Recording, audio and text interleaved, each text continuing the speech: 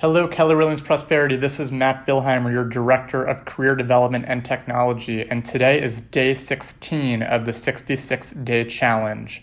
And today we are going to look at custom checklists through the Opportunities tab. So yesterday we kind of got a taste of the Opportunities tab. Today we're going to take it a step further and show you how you can create custom checklists within some of the stages that you've edited. So once again, you can enter the Opportunities tab by either clicking the Opportunities button there or by clicking the handshake option on the left side toolbar. So we'll click on Opportunities and we will come inside. And again, we've got the 5 phases. We've got Cultivate, you've got the Appointment, you've got Active, you have Under Contract, and you have Closed. So yesterday we were able to look at the different stages within some of these different phases. So if we go into, let's say, the Appointment tab again, for example, we have the 3 phases of scheduling, scheduled, and kept. Now, let's say there were different items that you wanted to do within each of these subsections.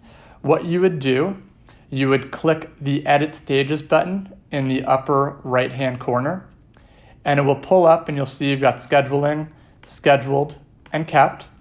Now, if there are checklists that you want to put in each one, what you would do, you would click the Edit button to the right-hand side of the row. So we'd click Edit, and we would then have, which scheduling is what came up, but now, which is what we did yesterday. So once you save that and you say, okay, I want that to be named scheduling, you'll then look at the option that says checklist in the middle here. And you will click where it says 0 out of 0. You will click that button, and it will say, do you want to add an item? So when you are scheduling an appointment and you would go through, so some of the things you might do when you're scheduling, so you could have a list of, after you call someone, did you follow up with a text? And then we can click Save. You can add another item. So what's something else you might do when you're looking to schedule an appointment? You can prepare your call list. That way you know who you're going to go about calling, and that way you have the list prepared the night before and you can click Save. Now, similarly, once something is scheduled, and it looks like I've worked on this before as a test one, once something is scheduled, you can ensure the pre-listing packet is delivered. You can create a custom presentation. You can add another item if you want and even do something as simple as prepare listing paperwork. And then you can click Save. You can also click on that option and drag it to the top if you want to move that to the top of the list. You could add another item. For example, it could be prepare CMA and click Save. And again, you can drag that wherever you want in your process and you can click Save. So whatever your process is when you're scheduling something or when you schedule an appointment or when something's kept, just go in, you click the checklist option, and you will then add an item that you want to essentially tell you this is what happens when something's scheduled or something's kept or when you're scheduling. Similarly, if I were to go back to the Opportunities tab, and if I were to look at the Buyers tab, and if I were to select the Under Contract option, you see there's escrow, inspections, appraisal, financing, clear to close.